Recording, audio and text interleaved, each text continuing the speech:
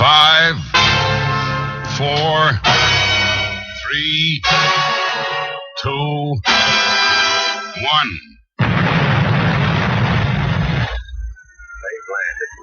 You're in the right place. Online, on the web, and on air. All over the world. Talk radio. You hear us, we hear you. Yeah, good evening, ladies and gentlemen, and welcome to the KTPF Community Talk Show. That's keeping the paranormal friendly. We're back at last. We've had a terrible week, and just 2 seconds. Somebody needs to turn down their mic because I can hear it. Yeah. So just in case we get a bit of feedback. It's definitely you, Mr. JW, because mine's off. Right. Okay. So hopefully we'll get some people in tonight. I've told a few people we're back, but as I say, we've not had a very good week, have we, Steve? No. We've moved as planned. we had no boiler, and so no heating, no hot water for a week. BT decided to play silly games. Oh, didn't they just? First, they come and said, first we put it in the wrong cab, followed by it will be ready. You won't get it until the 3rd of December. Followed by you won't get it until the 10th of December. Followed by, can we speak to your manager? You can have it tomorrow. So we're here now, and thankfully, as Steve was saying, we were supposed to have Stephanie Brodie on tonight, but talking about her book and why she done it and all this, that and the other. But because it's not coming out until January, she doesn't really want to give too much of the secret away until then. So she's asked us if she could postpone a little bit of a short notice, but we have managed to get last week's guest on this week, so we're a little bit delayed. So. Yeah, he's fixed his Skype. Now, talking about a couple of weeks ago, we did have the cage that was on, and now that we're back online, sometime this week we will get both tonight's and the cage version of the show back on the replay, so we will catch up with everything there. Okay, so we've had as I say, we've had a bit of a rough week with moving and everything, and we've still got lots more to do camera wise and everything. We're going to get a camera and set that up and sort that one out, so that you'll be able to see us a bit more better, and not only that, we will also be making sure that we'll be coming to you every week as well. The only thing that stops us is live stream and also BT. Yeah, live stream's frozen, and there's nothing's coming through. Right, okay. So let's try again. There's nobody there.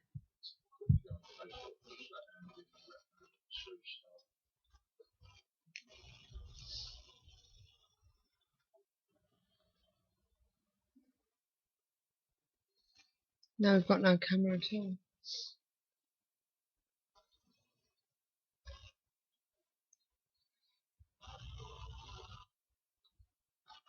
No, that's better. We're back. So, here we go here. Sorry about this, but it's live stream and we were back as soon as possible. Right, okay, so as we were saying, now, during the week, we've had some really interesting news come through to us regarding a few things. Steve's looked at the paranormal news. Yeah, and, I've found a few things that have been going on. But last night we was at Morecambe Winter Gardens, weren't we? I love Morecambe, really do. Yeah, and lovely it's building. really come along And since we first done it is nice to see that they're actually starting to get things back in order. There's no mess there now. It's all cleaned up. They're having pantomimes and everything there, aren't they? They've got a license again to put shows on. Yep. And also they've got some of the dressing rooms back. Oh, I didn't go up there. No, on one side they've got dressing rooms back in. Oh right, that was good then. So it's really coming along. It's good to see where all our hard-earned paranormal money is going through, including the fact that other revenue are coming through as well. Yeah, apart from any fundraising events that they do themselves, all the money's coming from paranormal groups and donations. Yeah, so it's nice to see that they are putting the money to good use and sticking to their word, because that's what they've always said, haven't they? Yeah, and as usual, it froze again. The sound gone as well. Oh, Bloody live stream. It's live stream. Is it? Yeah, but we're all running fine. Oh, okay, let's try again. Yeah, it's live stream. I can't understand it. Look, all this is running perfectly. This is getting silly.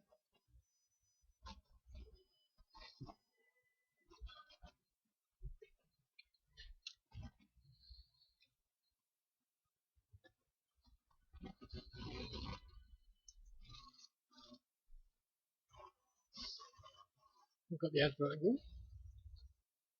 So that's running, it's just not streaming. Are you trying to bring it back up again? Or are you coming all the way out and then going back in? I did do, yeah. Maybe the picture to come back.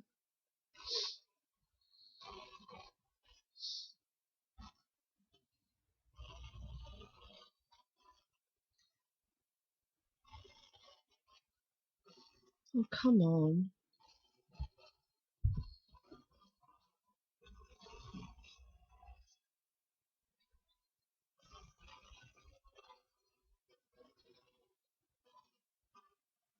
Oh, man, that changed that.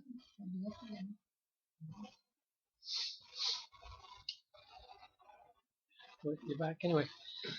Yeah, sorry about this. I don't know what's going on with live stream. We're here, and they're not. It's definitely not our internet, because everything else is it's working. We can get on all the other pages. It's just they must be doing some work on it somewhere along the line. Wish they stopped. I wish they'd tell us. So, but, where was we? we were talking about Morecambe. Yes, Morecambe. As I say, they've got some of the dressing rooms back, so that's looking good. The bar and refreshment area at the front is all back and working. Otherwise, I don't think it's alcoholic drinks at the moment. Still waiting to get them bits done. Obviously, they'll have to get a license for that as well. But it's good to know it's an actual. Although it's a work in progress, it's become a working theatre again. Yeah. Which is the really good news. Yeah, this is it. But talking about venues and stuff like that, we've heard a lot about another venue this week that was blandished all the way around Facebook. Facebook and the world. And the world, yeah. Our very own Drakelow Tunnels down there in Kidderminster has been in the news this week. Unfortunately, not for good reasons, but I've had it on good authority that things have not been as it seems. They always say, do not believe the press. Yeah, it's not as reported. No. The 400 or so cannabis plants were not found in the tunnels. They were not growing in the tunnels at all.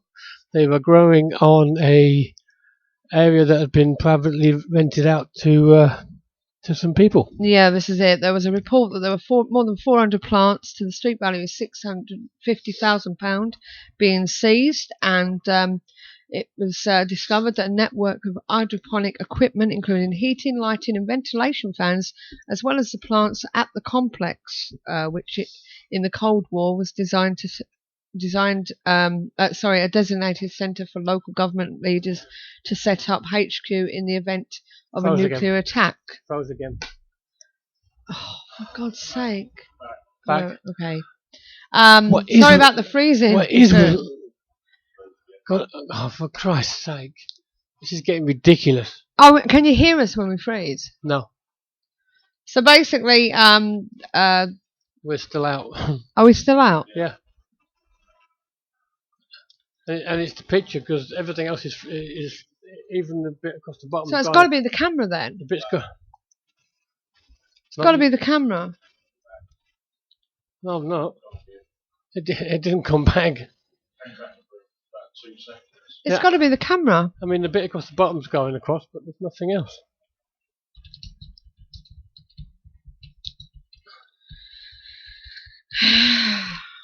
Oops.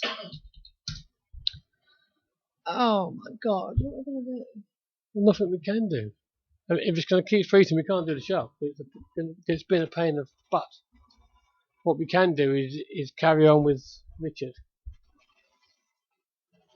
and do it as a replay.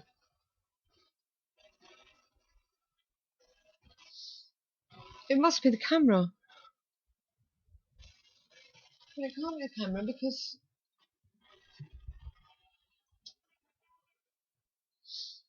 Oh, let me try something. You can't stream without the camera.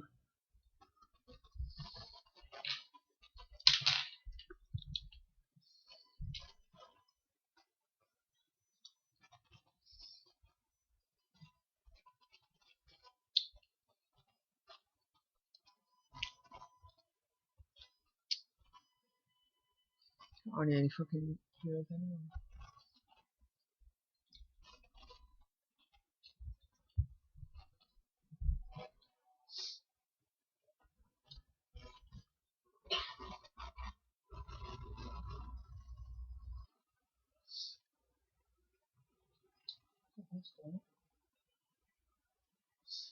Let's just go up and say it's live. Says we're live. Bloody dark. I don't know anything else. I don't see us. Yeah, can you hear us though, John?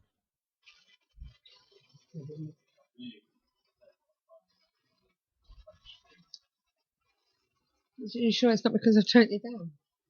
No, there's a blank screen, so the camera's not up. Despite the fact that it's on, it's not up on live stream.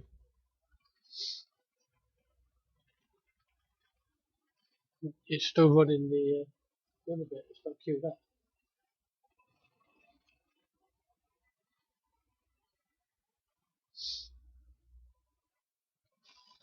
It's dark in there.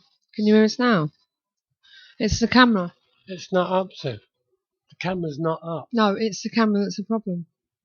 We've only got one camera. Yeah. Well, we haven't. We've got another one somewhere, but I don't know what I'm picking out it is.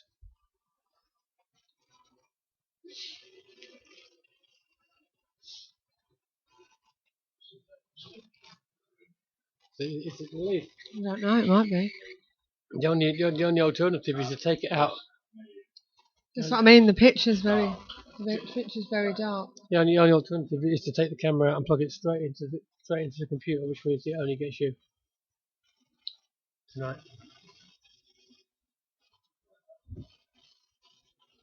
It's the only alternative.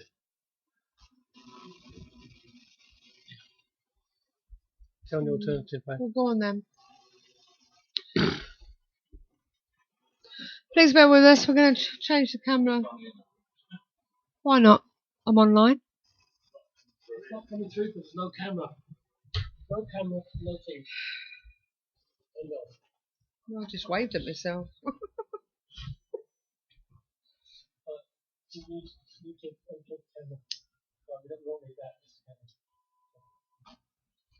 I just waved at myself for some reason. I don't even know where it is.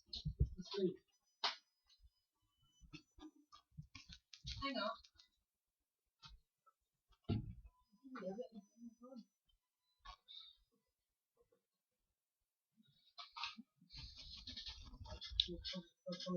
It's alright, my fucking mouse is gone up.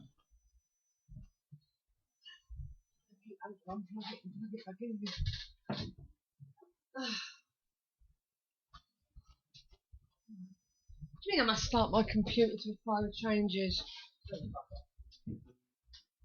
I'll start later. Not even bloody applied any fucking changes.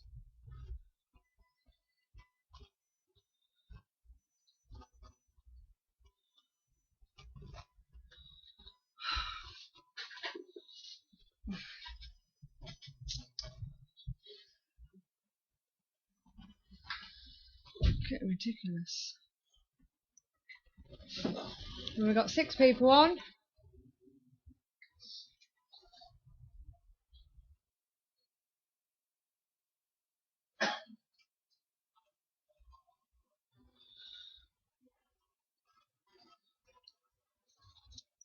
Well, I don't know if you can hear us because I can't.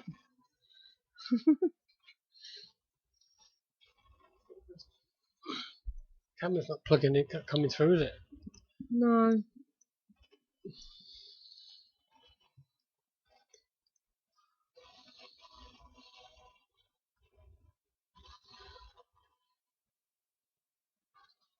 I'll take that lead out and just put the camera straight in. Right, we'll give us Straight in the back where we went before.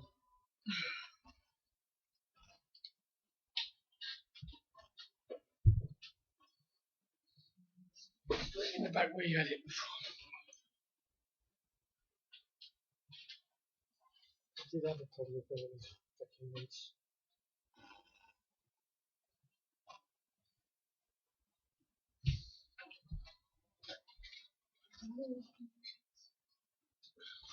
Hello, sorry. You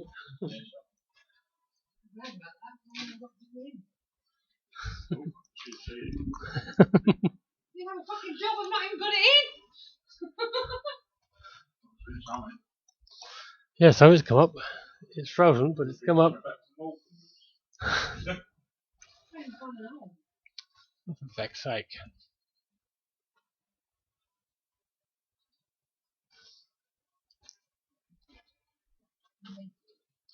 Is that it? Don't fuck me off with the fucking mouse now. Stick it where you had it. We'll sort all this shit out tomorrow.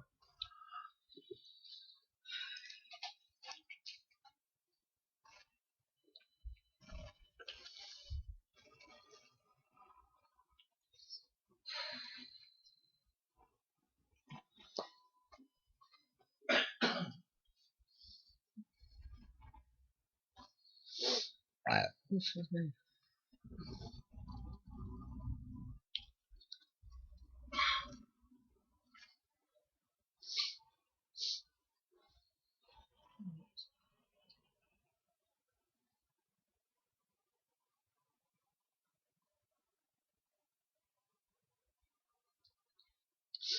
Yeah, good evening. Sorry about that, ladies and gentlemen.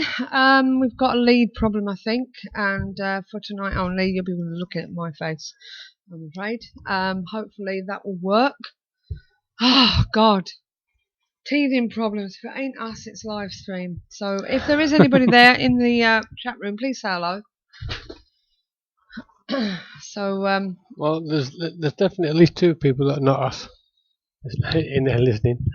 yeah. Right, well, yes, where was we? Drakelow Tunnels. Drakelow Tunnels we were talking about, yes. Yes.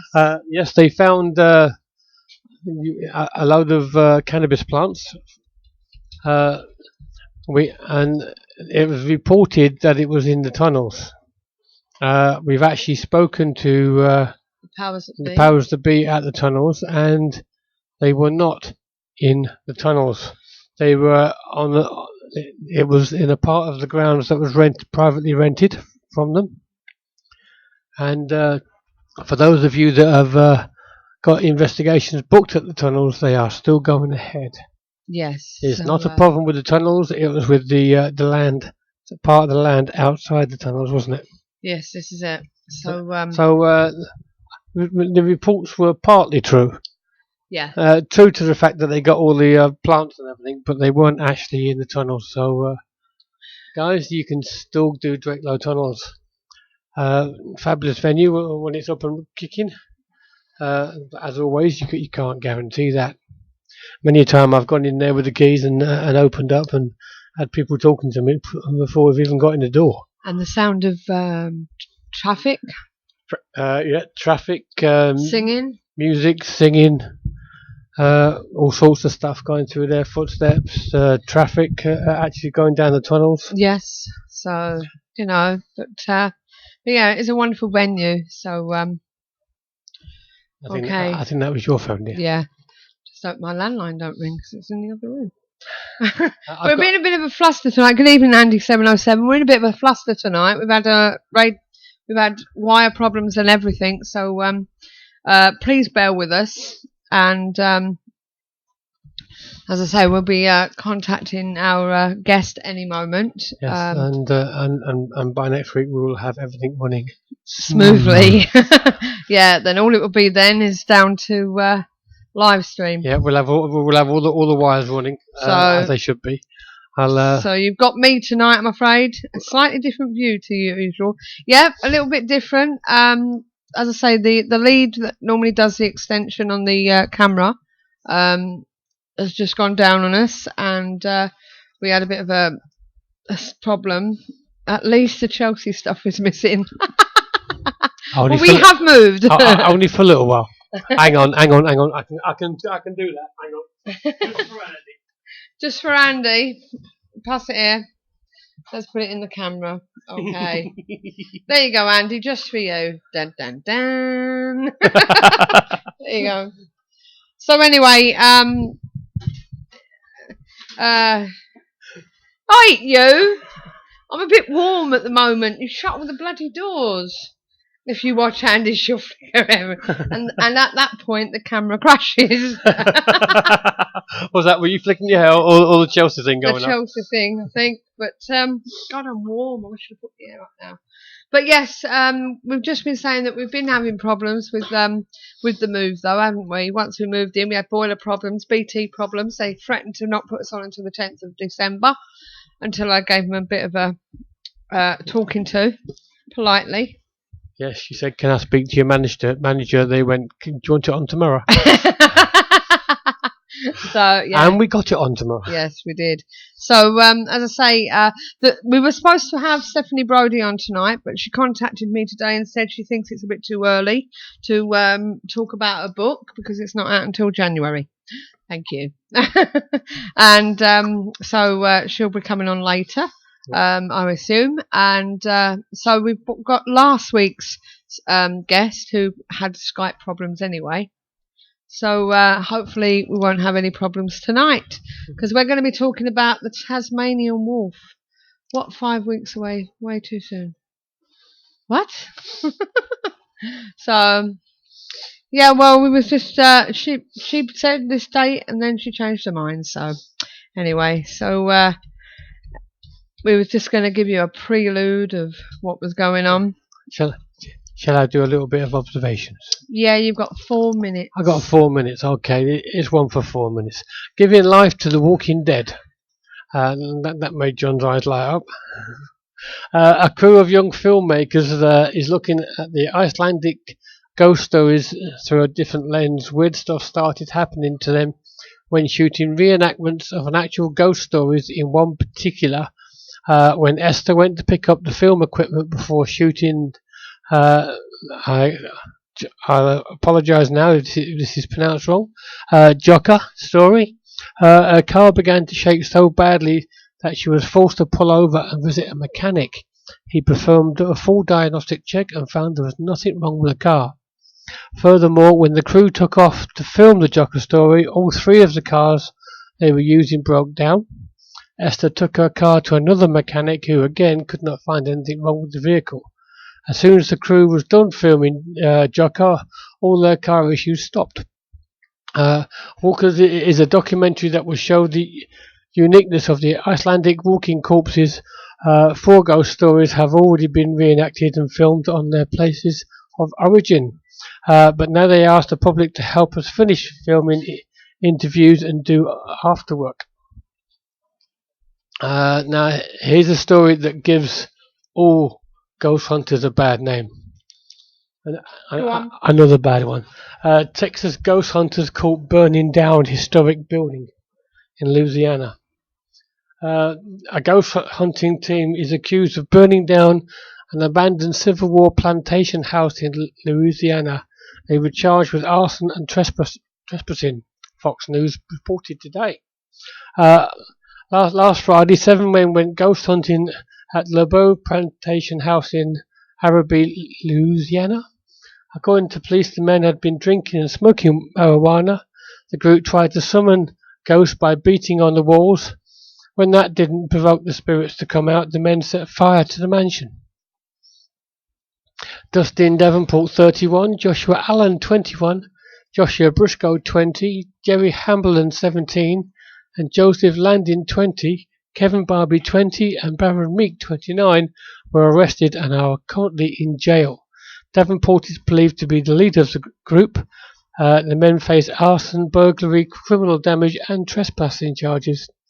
St Bernard Parish Sheriff Pullman said the building was a total loss. In a press release, he said that the men have no idea what they've taken from St Bernard Parish. The building was a historic landmark. He said every chief's worst nightmare is to have a historically structure destroyed in their community. And that is what has happened here. Fire Chief Thomas Stone told the Times-Picayune, he said that the plantation was priceless. The property dates back to 1721 to Francois Gouthreau, who received the land from the Company of Indies after the house plantation days. It was used as a hotel, boarding house and casino, and it's been vacant since the 1980s. Fancy burning down a building because the ghost won't talk to you. Is that complete ridiculous or what? It is a bit. Okay, here we go. Ancient humans had sex with mystery species. Hey, what? New DNA study shows. The ancient genomes, one from Neanderthal, one from a different archaic human group, the Denisovians, were presented on 18th of November at a meeting at the Royal Society in London. They suggested that the interbreeding went on between members of several ancient human-like groups living in Europe and Asia more than 30,000 years ago, including an as yet unknown human ancestor from Asia. And we're still doing it. Okay. Well, is that the last one? I've got another one, but if you're ready to I think we're ready for bring our Richard. guest, then go get him. Right, okay. But one thing I will say to you, ladies and gentlemen, is that the reason why we've got Richard on this time is because he's been looking for the Tasmanian missus. He's been looking for the Tasmanian wolf, and just to let you know that the Tasmanian wolf was an animal that was found obviously only in Tasmania, and was hunted fiercely during the late 19th century, and its numbers went down until there were only a few hundred animals left. Basically, the last known Tasmanian wolf died in captivity in 1936, but there are reports that they are back, or there is something going on. So we're going to get hold of Richard. Let's see if he's ready. And yes, because several teams have been out searching for it, haven't they? Yeah, and let's hope that we can pick up his Skype call. So let's see. Where are we? Yes, he's ready. Okay.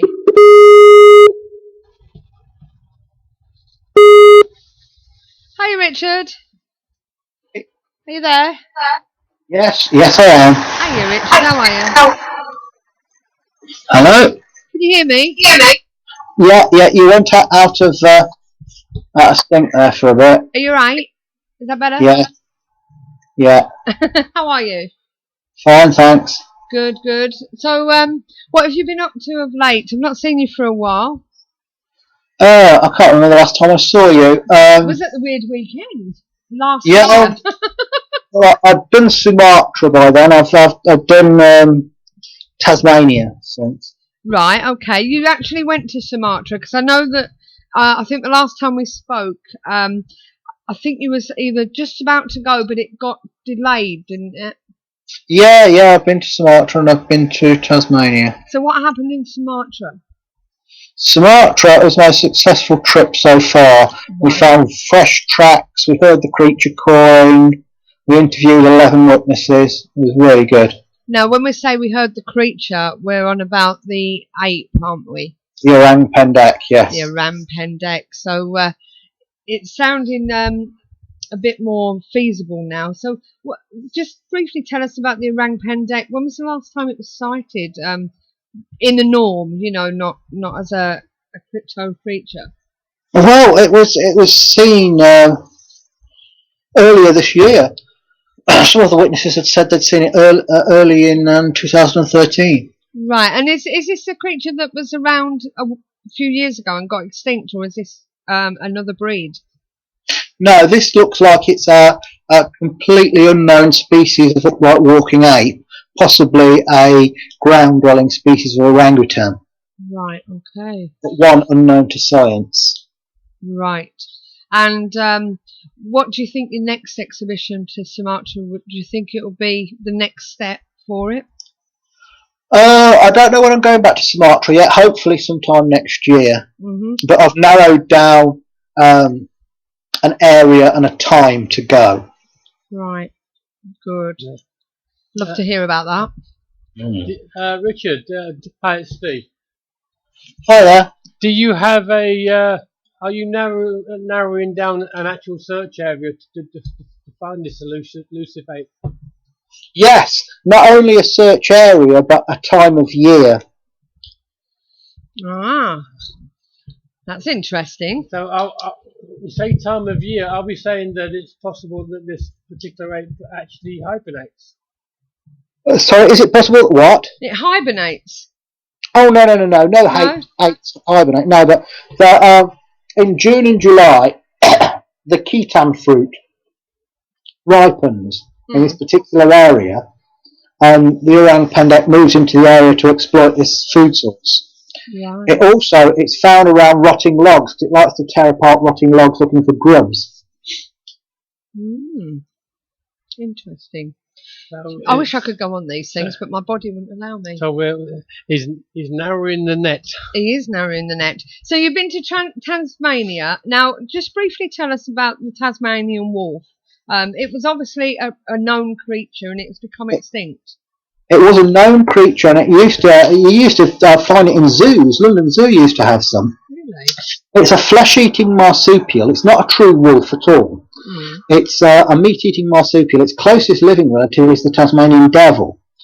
But it looks very like a wolf or a dog due to convergent evolution. That's where, when two animals that are completely unrelated and often on separate sides of the world evolve to resemble each other because they're filling the same ecological niche. This animal looked like a wolf or a dog, but it's in fact a marsupial. It carried its young in a pouch.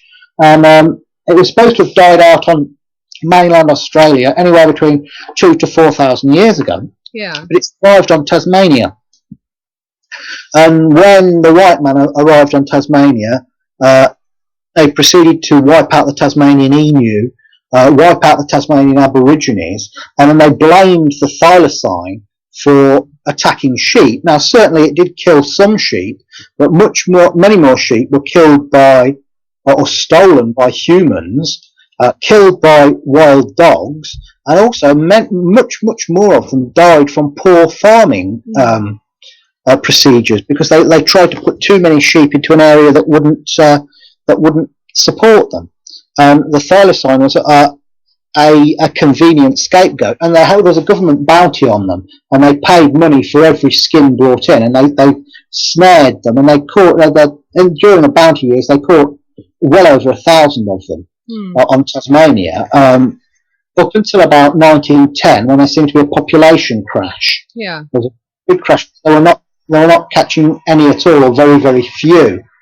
And at the same time, a disease like distemper went through the island and did for a lot of them as well. But the thing is, when you look at the records for the bounty that were paid out, most of them were from central and west and eastern and northeastern Tasmania, a few from the northwest, but virtually none from the northeast. Virtually none from the southwest. So there's a whole area where virtually no bounties were taken. Now, since the last one died in captivity in Beaumaris Zoo in Hobart in 1936, there have been consistent sightings, not just by laymen, but by forestry workers, by hunters, by zoologists, that suggest that this animal has made a comeback. It survived in remote areas of Tasmania, and now it's making a comeback. So, what do you think that there's been? How do you feel it's making a comeback? Do you think it's been out there hiding, so to speak, and it's? I think enough of them survived. Enough of them survived in remote areas, and now they've bred up, and they're coming back into the areas they formerly inhabited. Yeah. And when we were over there, we interviewed a number of witnesses, including a guy who was a government-backed shooter. He was a government licensed shooter, and his job was to go out into the bush and keep the numbers of wallabies down. Yeah. And he knew the bush like the back of his hand. And he had seen this animal twice, once in broad daylight and another time at night, running across the road in front of his car. But he knew a forestry worker that had seen it. And we talked to a guide who takes people out looking for wildlife in Tasmania, and he said he'd heard the very distinctive call of the thylacine twice. And this has been a dream of yours, isn't it? The Tasmanian Wolf, Yes. Thylacine has been your dream to go and expedite, try and find, isn't it? Yes, of all of the cryptids, I think this is the one. This and the orang pendek are the two most likely to exist. Yeah. And this is just an initial expedition. We're planning to do a whole series of expeditions, like we did with Sumatra, going back again and again and again, both to Tasmania and to the mainland, and hopefully up into Irian Jaya in New Guinea as well, where the creatures are also sighted. Yeah, I was reading that there was like 10 expeditions, yourself being on one of them, that we're going looking for the Thylacine. Has anybody actually found any tracks or anything as yet? People have found tracks. People have had sightings. There have been some sequences of film, a couple of which look quite convincing. Also, when we were out there, we found what might be possible thylacine dung. And we've sent this off for analysis. It just went off the other day. Some of it has gone to Copenhagen University, and some of it has gone to the University of Melbourne in Australia. Yeah. Are the tracks dog-like? Are they canines? Superficially, they're dog-like, but on the front foot, there's an extra toe. Dogs have 4 toes on the front foot. The thylacine has 5, but the 5th toe doesn't always reach the ground unless it's in soft mud or something like that. But the hind foot is somewhat dog-like, but sometimes they put the whole of the foot down, so you've got a more kangaroo-like back foot. The animal was capable of rearing up on its hind legs like a kangaroo. So it's got a dog-like pads, and then it's got on the hocks are very kangaroo-like, and the whole back portion of the animal is somewhat kangaroo-like with a thick, stiff tail and very, very kangaroo-like hindquarters. And witnesses to a man say that it moves in an odd way. It has an odd sort of rolling gait because of this kangaroo-like hindquarters. Interesting. It fascinates me, these animals that are out there, and I can't wait to see one. I can't wait to see one. But it does fascinate me about all these animals that we've actually uncovered. Like we've always said, the gorilla and the giraffe back in the day. And they were all, as we said before, tribesmen have been going on about these strange creatures, and here they are in our lifetime now, and now you're off to find more. But this is it about cryptozoology.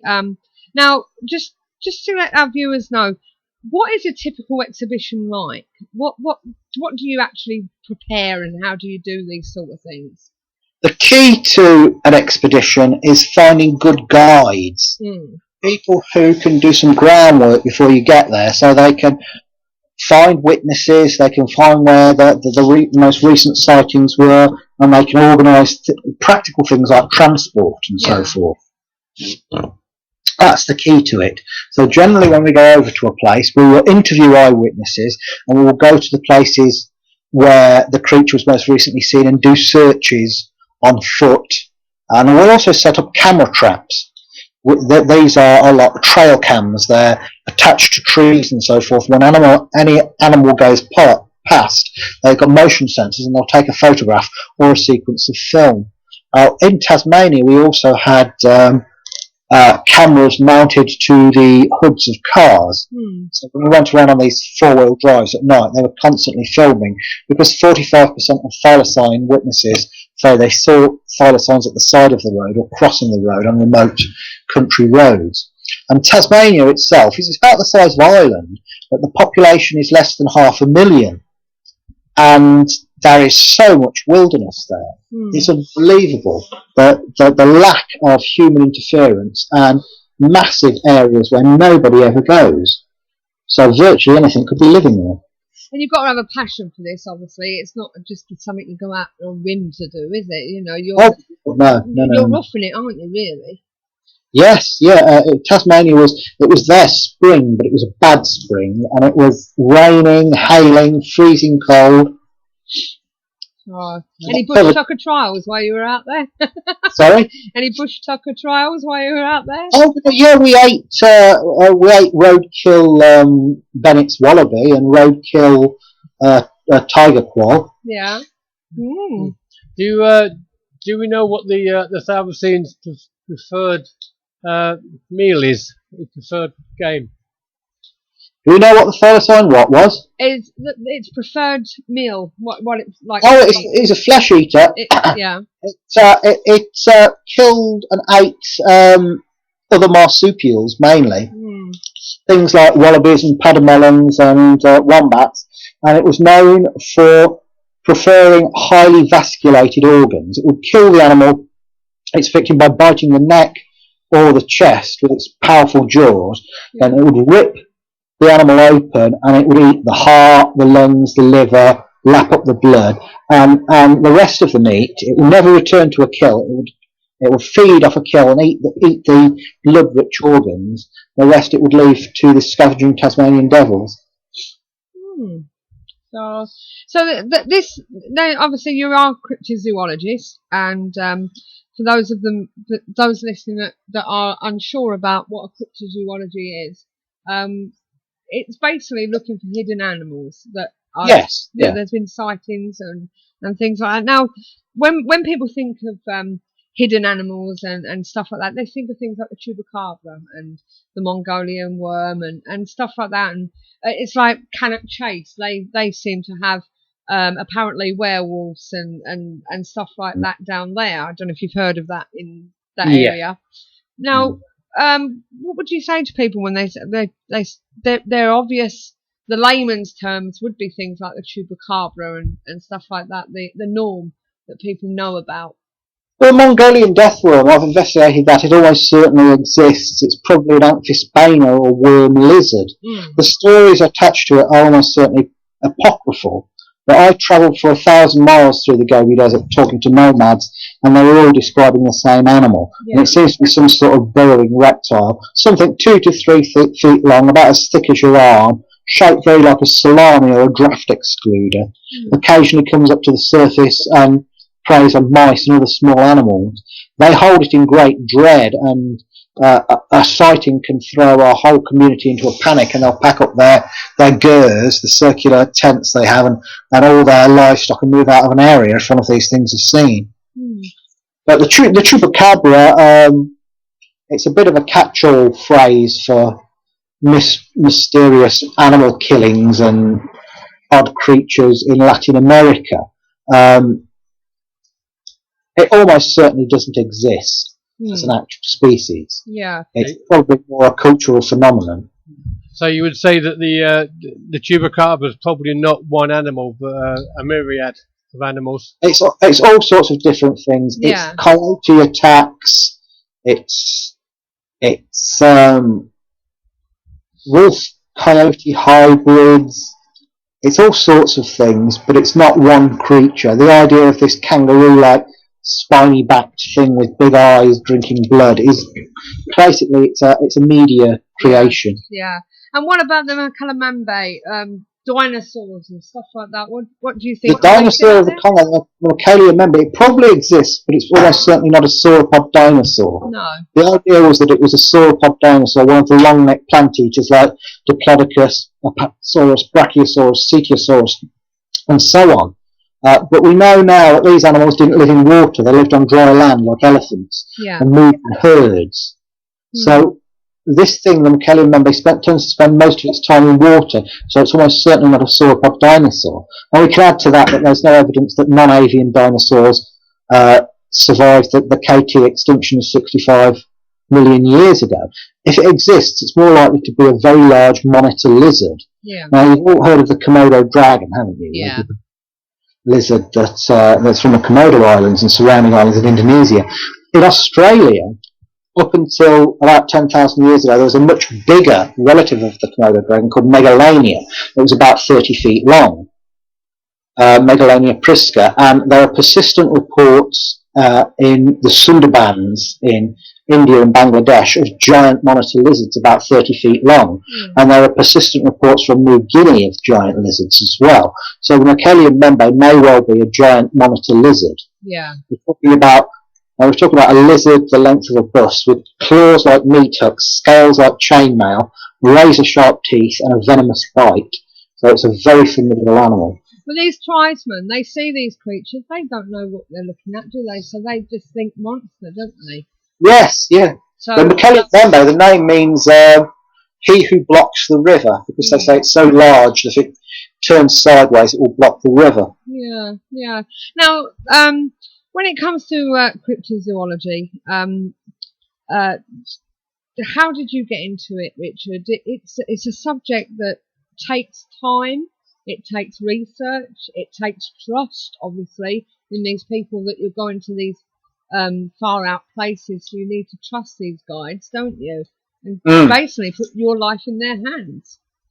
What's it take to do this? What stamina do you have? Well, you have to have determination. The main thing you need is a lot of money, which we don't have, or we wish we had more, because we could do more work with it. Yeah. But it takes determination. You have to go out into these places, and there are certain idiots that have suggested that I do what I do because I want nice foreign holidays. Right. Now, if these people came with me on these expeditions, half an hour into the expedition, they would be shitting their pants and crying for their mummy. Yeah, we go into jungles, didn't you, and sleep rough. Jungles, swamps, up mountains, across deserts. It doesn't sound like the perfect paradise to me.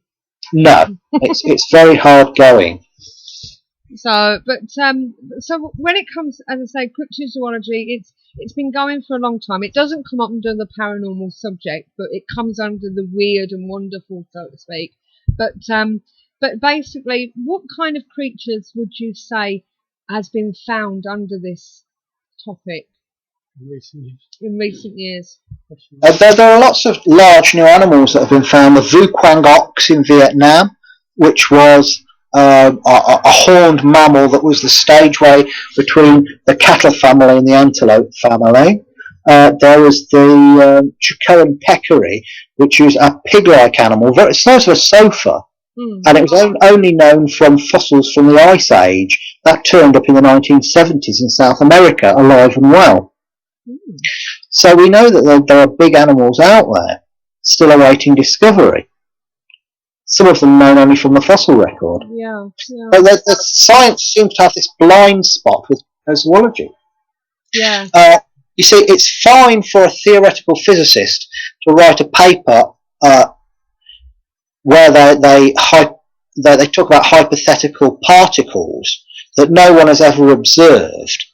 They just infer these particles from the action of other particles around them, and that's accepted, and that's fine. Now, if a zoologist writes a paper about an undiscovered species of animal that thousands of people have seen, then they're thought of as a heretic. It's ridiculous. And that's completely insane. Yeah. Why don't you think they acknowledge all this? Why don't you think they take it on board? Fear. Do you think so? The main thing is utter fear of something new. It's a topsy-turvy, insane thing. They should be falling over themselves with interest in this. Yeah. But they think, oh, anything slightly controversial, oh, that might affect my funding. That might affect what my peers think of me. I couldn't give a fuck what my peers think of me. I couldn't give a toss. I do what I do because it needs to be done. I'm not beholden to some university or to some sort of ridiculous cabal of mainstream scientists who act more like bloody priests in a fundamentalist religion. Yeah. Screw them. Absolutely screw them. All the naysayers and all the skeptics, they never get up off their arses and do anything.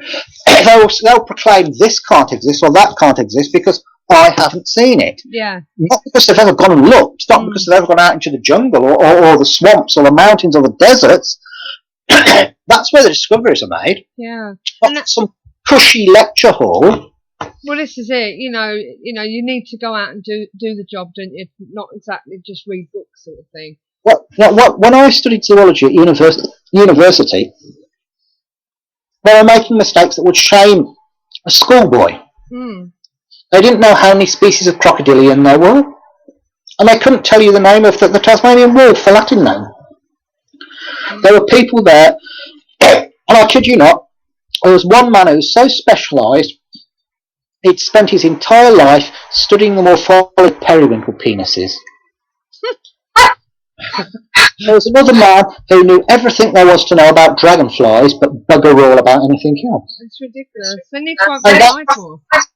And these are the people, these are academics, these are the people that are saying this, that and the other can't exist, when they don't know.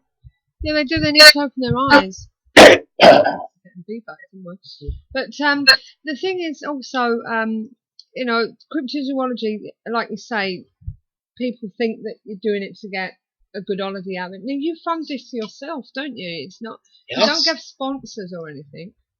Very rarely we get television to back an expedition. Recently, the Orang Pendek, the last Orang Pendek expedition was financed by Scienti TV, a French company that make science documentaries. Mm. But we made a serious investigation. It wasn't anything spurious, or it wasn't sort of like a sensationalism. It was an actual. No, there's not many much on TV, when it comes to the Discovery Channel and stuff like that. But you do see some cryptozoology subjects like Bigfoot and all this, that, and the other. But don't you think they should open their mind up to more tangible things like the Tasmanian Wolf? It's always the big stuff. It's always the big stuff, isn't it? It's always Bigfoot, Chupacabra, stuff like that. They don't open themselves up to the other things that could be there. Mm. The most likely things are really the thylacine, the orang pendek, the giant anaconda, the yeti, the almasti, and the Mongolian deathworm. They would be my choices. And probably there are several different varieties of sea serpent as well. So, when we went to the Weird Weekend last year, unfortunately we missed it this year, but there were so many topics there over the weekend that it was an eye-opener. It wasn't just... obviously you're talking on the orang pendek. It was other things as well, even bugs, but this is it. I find you can get David Attenborough going, talking about the depths of the sea with these weird organisms and stuff like that. But where is the cryptozoology? It's just the mainstream, isn't it, really? Well, David Attenborough is a believer in the Yeti. He's convinced that the Yeti exists. Is he? And what's your theory? On the Yeti? Yeah. There are more than one type. Mm-hmm. Yeti is a term that's applied to at least 3 different animals, all of which seem to be types of apes. Yeah. There's a small one, 4 to 5 feet tall, that seems to be related to the Sumatran orang pendek. There's a more man-sized one that can move upright or on all fours, which may be a mainland orangutan. And then there's a massive one with dark fur that stands about 3 meters tall. It's very gorilla-like in its features, and stands about 10 feet or 3 meters tall. And that may be a surviving form of the Pleistocene giant ape, Gigantopithecus blacki. The Yeti isn't white, by the way. It's black or dark brown. There's never been a report of a white Yeti. Right. It's complete a misnomer. It comes from a mistranslation of the name Mitokagme. Mitokagme is Sino-Tibetan for abominable beast of the rocks, whereas mistranslated as abominable beast of the snows. A friend of mine went out looking for Bigfoot last year in Canada, I think it was.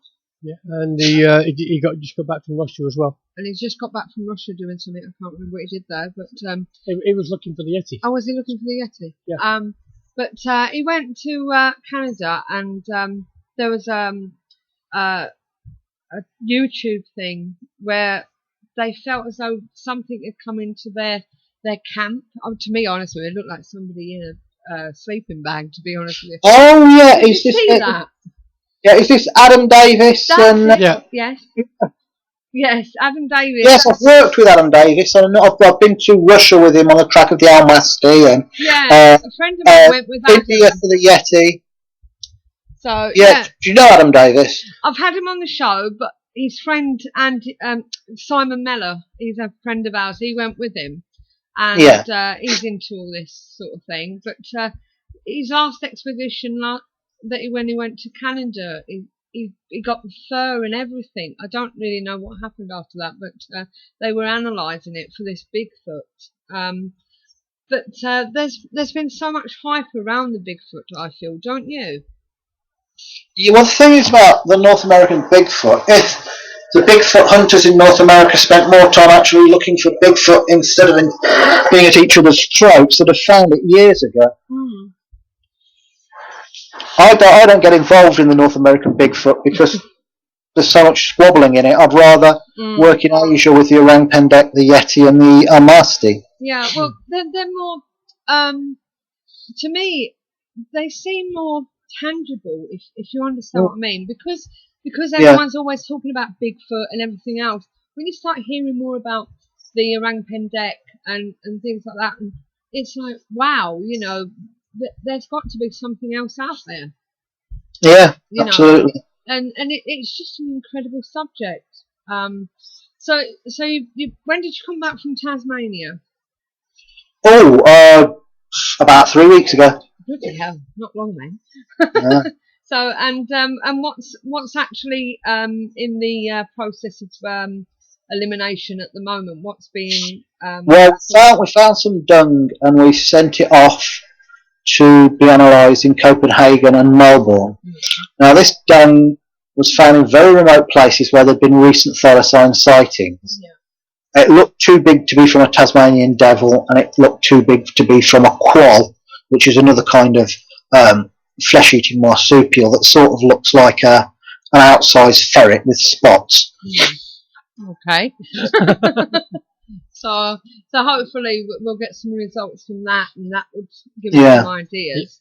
So Andy was saying on the chat room that he totally agrees with you about science. It's all about the funding for them. Yeah, it's all about funding. So, and not guys like yourself and our friend Richard is looking for his pink-headed duck.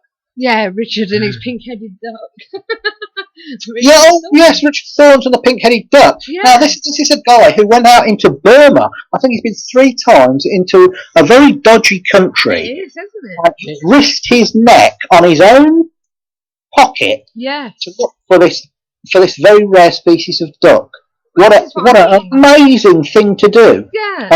And I really hope he finds it. This is what I mean about you cryptozoologists. You go out there. He nearly got killed with a motorbike accident last time he went. Yeah, last time he nearly got killed. But it's not all about big, scary monsters. It's about small things as well, like the great ivory-billed woodpecker and the pink-headed duck and things like that. Like I say, you go out there, you take your life. You give your life into their hands. You know what I mean? Into places like Burma.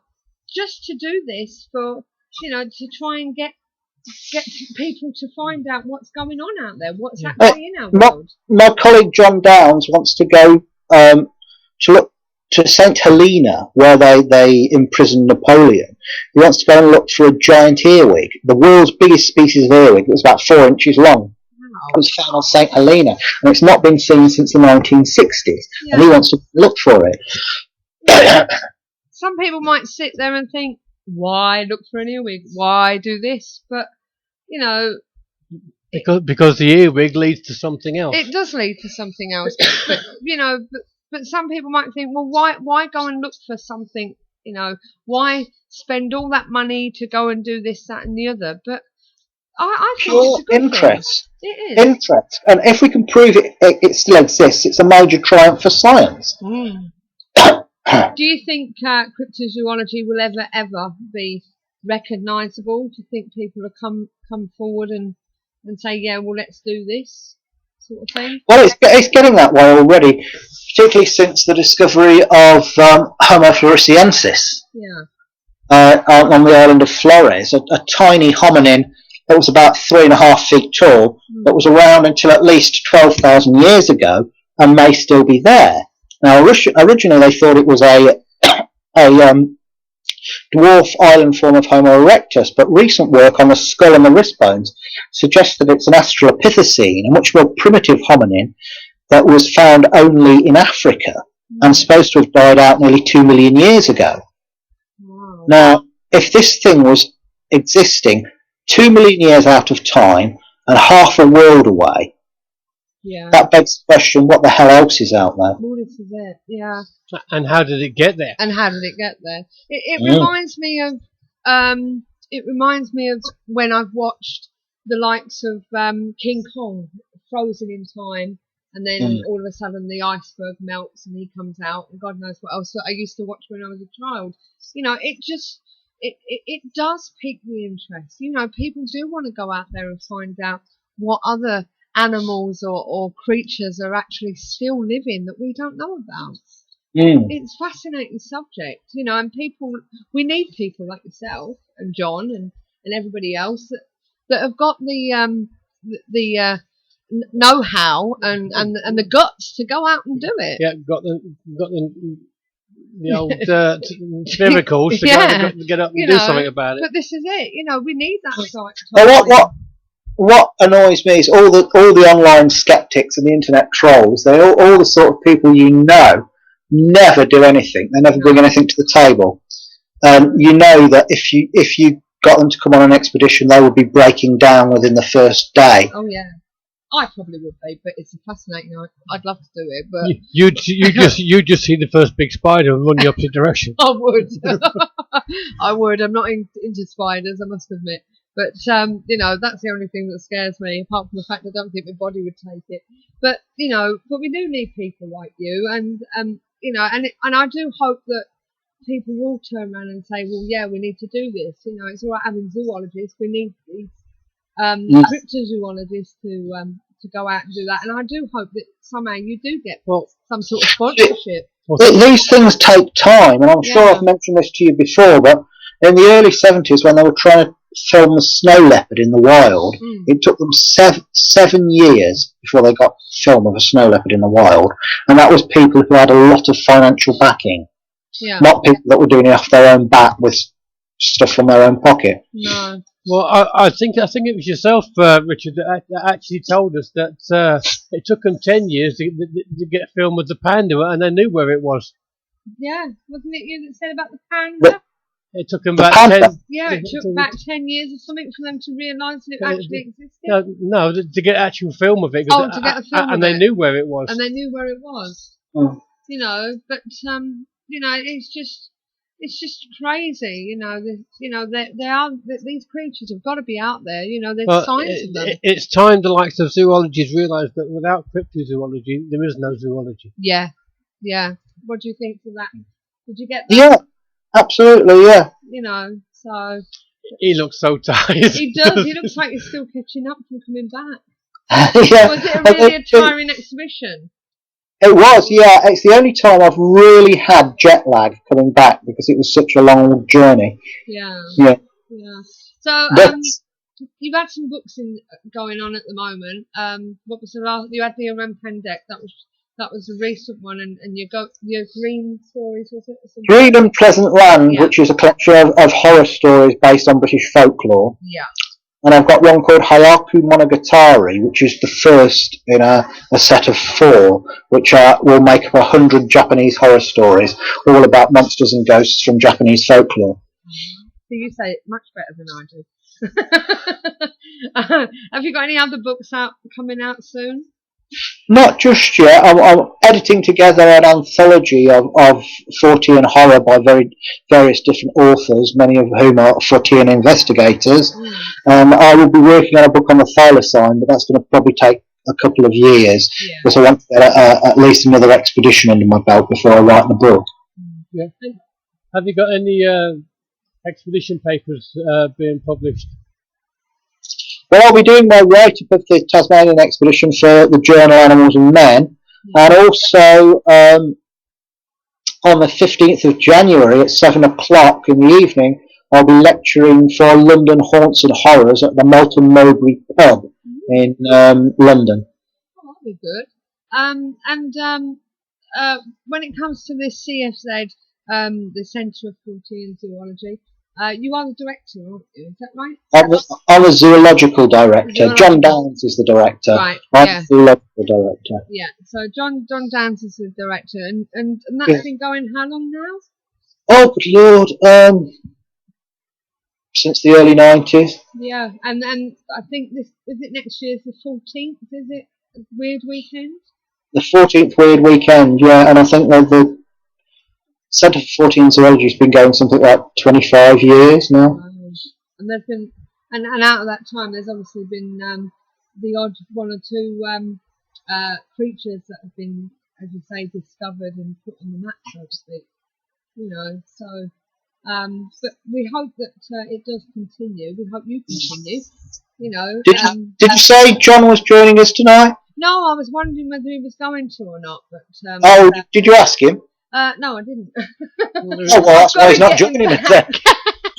I've got to get him back on, to be honest with you. So he did say about a couple of weeks ago, because he thought I'd asked him, and I said no, I was asking for a date. So, but I will be getting him back on in the new year. So, and it's nice having you two back on together, because you know, you are a bit of a comedic duo. Yeah. Those two together was the funniest show we ever did. It was the funniest show we ever did, you know. So, but yeah, it's been great talking to you again, and you look ever so tired. And I'm glad you slept in for us tonight, Richard. Yeah, it's been really good. And I don't really want to keep you on too long, because you look as though you could do with a nice cup of tea or something and crash out. Yeah. But well, it's been a pleasure, yeah. You know, but as I say, we always love speaking to you every so often and finding out what's happening in the crypto world. And well, there's one thing I'll leave you with is there's been this recent thing, this series about Yeti, Bigfoot, and Almasty. Well, they're trying to make out that the Yeti is a bear. Oh yeah. Seen that? Yeah, I did hear something about that. Yeah, right. Well, watching this, and the only native eyewitness they interviewed for the Yeti was a guy who hadn't actually seen it. He just had livestock killed. Because if they had interviewed eyewitnesses, they'd have all been describing an ape-like, gorilla-like, upright creature with dark fur. Yeah. It's an ape. No, sorry, not a bear. Yeah. An ape, a bear. Now, bears only stand up as a threat posture. Yes. They don't habitually walk around on their hind legs, and they don't have broad shoulders like an ape has, because their legs are made very like dog's legs. So the scapula, the shoulder bone, is flat against the body because the legs come straight down underneath them. They don't have opposable thumbs, and they don't have tool use like the Yeti does. It can hurl rocks and use primitive tools. And they don't have the flat ape-like face. So it's a complete non-starter. It's like trying to put a square peg in a round hole. Yeah. And the hair they got, they were saying, oh, it's from bears. Well, they knew it was from bears already. They were taking it from a stuffed bear. Oh, God. For Christ's sake. And some of the DNA they got from a sample seemed to show it was a hybrid between a brown bear and an ancient form of polar bear about 40,000 years old. Well, that's really interesting in itself. It's not the Yeti. It's like saying, I've got giraffe hair, so zebras don't exist. Utterly insane. And in no way disproving the existence of the Yeti. No. Well, It's all sensationalism, isn't it? it Really? is sensationalism, isn't it? So that's the thing. Well, thanks a lot, Richard. I'm going to let you go and rest, my darling. Okay. All right. I'll get you back on next year, and we'll have John on with you. And, Yeah, right. You know, and I'm coming to the next Weird Weekend. I've booked my Yep. place. So take care. Have a nice We'll Christmas. we'll have the Tunnel of Goats, and it's going to have more goats in it this year. Oh, right. Cool. Well, have a nice Christmas, Richard. Anyway, Right, and you. take care. Bye. Take care, mate. Bye-bye. Well, that was Richard Freeman. You know, he's always been a good friend of ours, and He looks he looks absolutely knackered. doesn't he? Bless him. Completely. Oh. So, you know, he really does look knackered. He looked worse than we did the other day. Yeah, he did. You know, but How can anybody say he doesn't exist? It's a bear. I know, and you know, the people like Richard, you know what I mean? They're passionate about this, you know. He's passionate about Doctor Who and stuff like that, but that's the point. But as I say, he's passionate about this stuff. And, Well, they do have other interests apart from. oh, I know, but you know what I'm saying? It's just that you know, he's really I mean, if you think about it, he got back from Sumatra. yeah. He'd been back probably 3 or 4 days. Yeah. And then went straight to Tasmania Yes.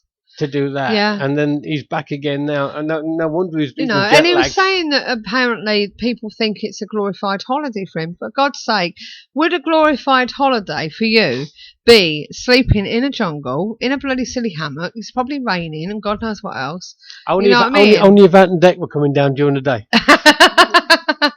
But there is that, isn't there? You know, so, but I don't know. Well, in this new view at the moment, you can see John in the corner. Now that would be a story, wouldn't it? Oh, yeah. Watching Celebrity and a Thylacine walk past. Oh, yeah. That would be a story and a half. Yeah, it would. So, you know, but yeah, very interesting, isn't it, really, this sort of thing? Yes, Andy, if you're there, can you give us a ring, please? And to tell us about your experiences at the cage. Yeah, maybe on Skype. Yes, because The phone's in the other room. Because actually on the night, the people were saying that they could actually see somebody standing behind you. Yeah. When you were around the table. You know, if you want to ring the landline, I'll have to go and get the phone. And John really did seem to. It seemed hard to get him out of that. Yeah, it was, wasn't it? I'd like to hear your take on the cage that we had the other week. You know, so that would be good. I'm just going to play this advert. I hope. The Paranormal Intelligence Gathering Services Ghost Store is a one-stop shop for all of your ghost hunting gadgetry needs. Run by ghost hunters for ghost hunters, the shop is filled with all of the latest in investigation equipment, shipped in from all around the world, from high-quality digital dictaphones to EMF pumps, infrared illuminators to laser grid pens, CCTV equipment to data loggers. All of our equipment has already been imported, so you can buy it safe in the knowledge that there will be no hidden costs. And with our postage promise, you'll never pay more than the actual postage price. So visit www.the-pigs.co.uk/ghost store. Yeah, so that's the pig store. If you fancy anything from there, I'm going to hand you over to Steve for a sec. Give me no sound. You muted yourself. 1 2 1 2. Hello. Can you not hear me? Hello, can you hear us now? It does help. It does help when she turns the mics back up. It's alright, my mouse went. That was the trouble. Okay, here we go. Sorry about that. We're having one of them nights. This was reported on November the 21st. Celebrity psychic Sylvia Browne dies at the age of 77. Yeah. Celebrity psychic and best-selling author Sylvia Browne died yesterday in San Jose, California. No cause of death was given. The USA Today reported the question that is on everybody's mind today is, did she see it coming? Typical question. Brown was I think that was really sad to say something like that. It is, but it's the press for you, isn't it? Brown was known for helping people communicate with dead loved ones. She claims she also could see the future. She made frequent television appearances and was a guest on the Montel Williams show for 17 years. I, like so many of you, lost a friend today, but has been for the last 20 years. She'll always remain a part of me, Montel Williams said, posting on Brown's website. Law enforcement agencies often enlisted Brown's hope. Solving missing person cases. In 2004, she told the mother of kidnapped victim Amanda Berry that her daughter had died. Berry was found alive earlier this year in Cleveland, Ohio, with 3 other women who were held captive. Brown also authored more than 50 books, 22 of which were New York Times bestsellers. Yes, there was a stage there where she was making a few mistakes. I think everyone's entitled to a few mistakes. They are, but I think when you start getting to getting to a certain age and you start getting unwell, I think it becomes harder to make the proper link with spirit. Yeah, I think so as well. That's my last one on there. Andy said he's going to call back next week because he's busy doing his lesson plans for tomorrow. Oh yes, being a teacher. I must admit, cryptozoology, some people poo-poo it, but I think it's a really good subject. It's the problem with not just cryptozoology, but the problem with the paranormal is that people become departmentalized. It's either ghost or it's UFOs or it's this. No one seems to overlap and take it as a whole. No. It's a big subject to learn about. It really is. But some people, if it's not about ghosts, they don't want to know. They're not interested in listening to something that's UFO bound. Andy said departmental or just plain mental? Probably both, Andy. Probably both. But it is a shame when people can't look at other areas of the paranormal without just dissing it. Mm. I mean, they were. The likes of Nigel, for instance, he's big into his UFOs. Yeah. If you dissed his UFOs, he'd go nuts. Yeah. But at the same point, if you diss something that wasn't in his field, he probably wouldn't. He'd probably just take it or have a laugh about it. Mm. But it's why diss any of it? Yeah. Just because it's not something that you particularly believe in. There's proof out there for all of it. When we started talking about cryptozoology, when we first started, because Richard was the first guest the second. The first one was my son. Yes. When we were talking about Lanarkshire Paranormal. But, which incidentally, if you are part of a group, you're always welcome to come on and tell us about yourselves. But Richard was our second guest, and it just seems very intriguing. Whereas back in the day, the tribesmen were talking about the panda, for instance, and the gorilla, these big, giant creatures that they were seeing in the jungle and everything. And it wasn't until civilization, so to speak, found them, and listened to them. And look where we are now. We've got big apes, haven't we? And we've got pandas. Even the giraffe was seen as a big, giant monster, in the jungle or whatever, and it's people like the cryptozoologists that have gone out there and seeked them out and found the proof, and now they're in our mainstream life, aren't they? Along with cats and dogs and all things like that, So this is the thing. Well, I'm gonna. Yeah, I probably spelled that last bit completely wrong. What I'm going to do is I'm going to play the paranormal events for you for this week. You're going to play it? Yeah. How are you going to do that? Fed up of wading through the activities and events that other advertisers include? Find just what you're looking for at paranormaleventsforyou.com, your one-stop paranormal directory. Yeah, and coming up in December, we have a couple of investigations for you. On the 7th of December, there's a place called Midgley in Halifax at the Great House Farm. There is a ghost hunt, and that is being run by fromtheotherside.org.uk. And on the 7th of December as well, Spirit Watch Paranormal are over at Sinai House in Staffordshire. And apart from that, you've got Tony Stockwell doing his tour still, and the all-new Bluebell Hill Ghost Walks down there in Kent. So if you're interested in them, have a look at paranormaleventsforyou.com.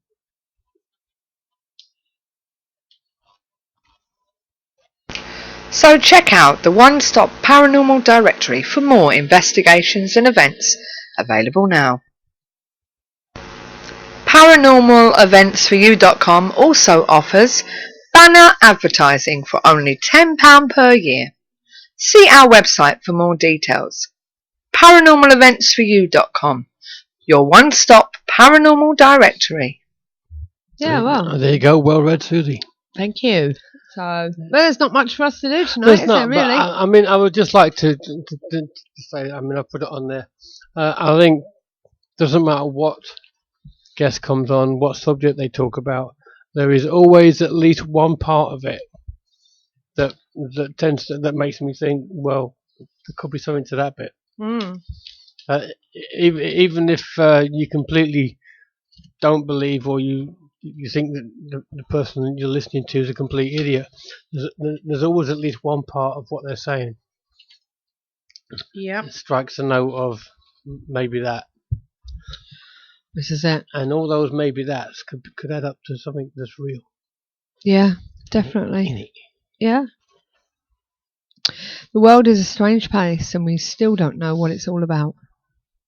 Do we? Oh, we don't know. We really don't. So, well, next week, I know it's an early one, but we're still halfway through packing and unpacking and stuff. Yes, we've got 2 tons of pictures still to put on the walls.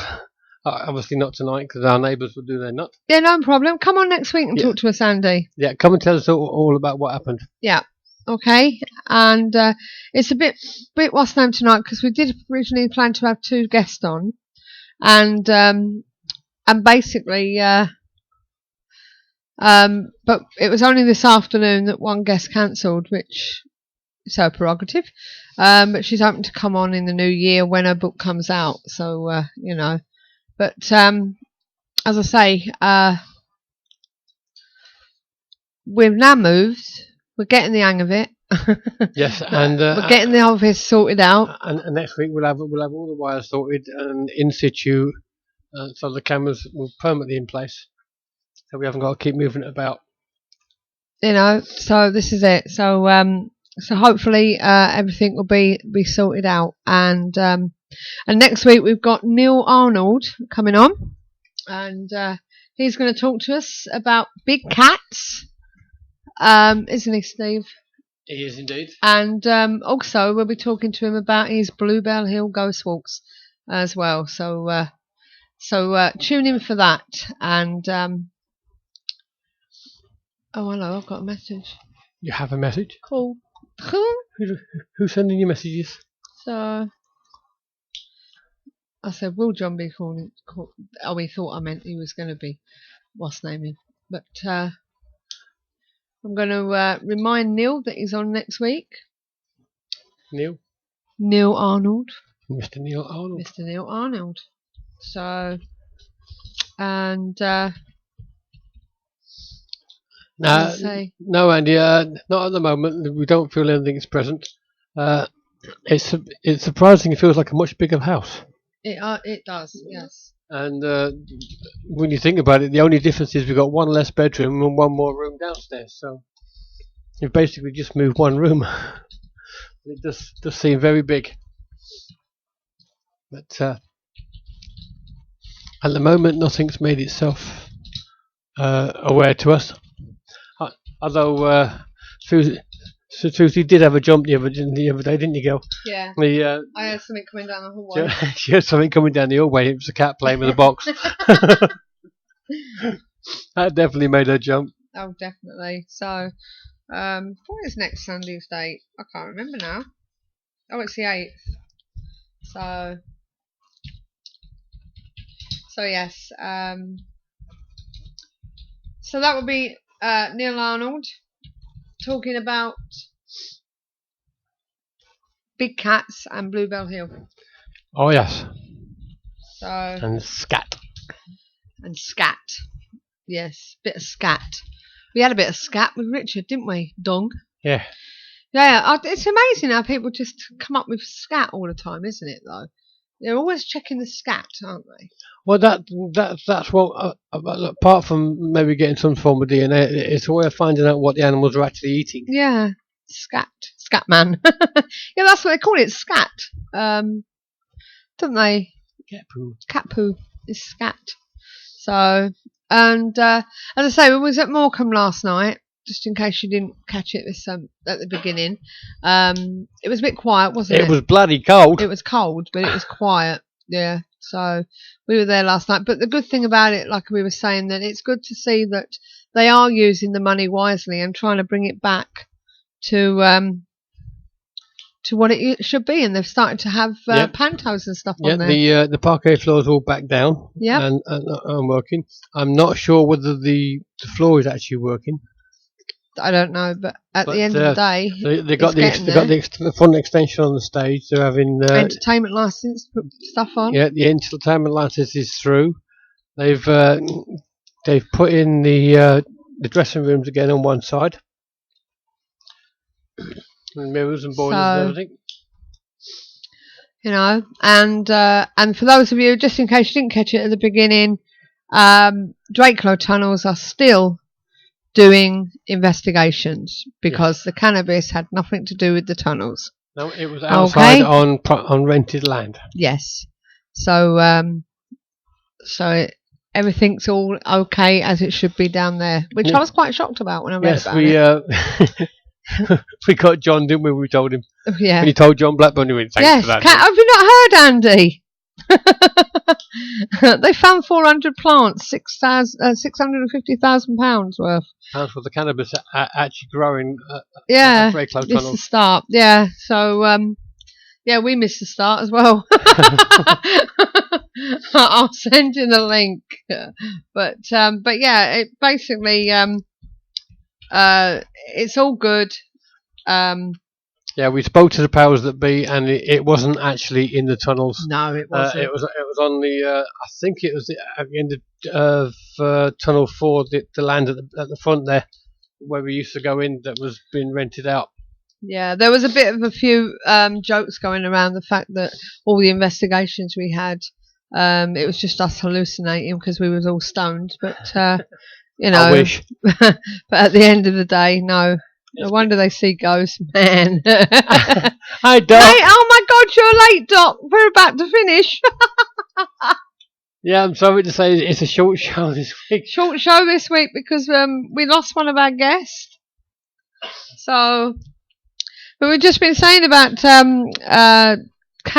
one of our investigation places over here.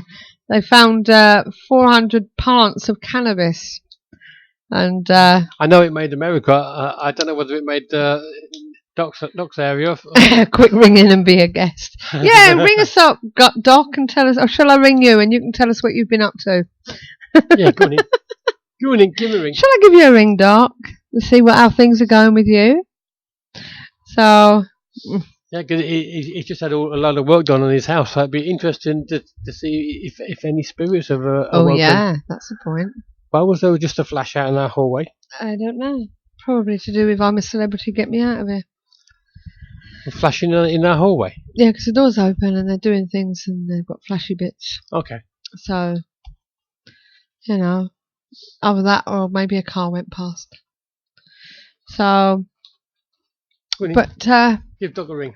Doc hasn't said he wants us to ring. Who is that? Who is they? Who is they? Who is who? Who is they? Who is who? Shall I give you a ring, Doc? See how you are. But no, so we're about to leave, I'm afraid. So, Did you finish with all the observations? I did. I run out of observations. Right. The TV's in the other room. Yes. So Anita is on the phone. So basically, next week, as I was saying, we've got Neil Arnold. He's going to be talking to us about big cats and the ghost of Bluebell Hill. So there's a lot of urban myths surrounding Bluebell Hill, isn't there? Who is waving it? Don't you mean watching it? No one's watching it. Nobody. It's just on. Neil McDonald. Neil Arnold. Arnold. Yeah, the dog's not in there, so Roxy must be watching it. Neil Arnold. So. No Mac. No Mac. But, that's what you said, Mac Arnold. Did I? Oh, right. Sorry. Tell you, I'm tired. But as I say, we have moved in. We're getting there. We've painted and decorated. Not in here. We haven't. Because we didn't need it. We didn't need you in here, no. Just got a few more bits to sort out. And I've told Andy I'll contact him during the week to come over and put a camera up. Sort out the wiring. Yeah. Not just a camera, you can double check it and get it all going. So. And that's it. See, he's typing too fast again. Andy would be Tigger. He's one of our team, Mr. Andy. So as I say, it's been a short show tonight. We are still knackered from the week and what we've been doing and what have you. So next week we'll be back on form. Now, can I just say, for those of you that are listening that like to make their own stuff, Tigger on the chat room, or our Andy, he took a sound box from an alarm and added 4 mics to it from Xbox microphones, and wired them all in, and turned it into a proper microphone that clicks into a dictaphone. It sounded quite good last night. And it was very clear. Very clear what we got off it. Mm-hmm. So maybe you can come on and tell us how you do these things, Andy, at some point. Tell us how to make something on air. So I'm afraid we're going to have to leave you now. This is where it's at. It's a secret. We'll see you next week. Good night and God bless. And don't forget, keep the paranormal friendly. Yeah, I buy my kit so I won't forget the ghosties that I have seen. The Paranormal Intelligence Gathering Services Ghost Store. So visit www.the-pigs.co.uk/ghost store.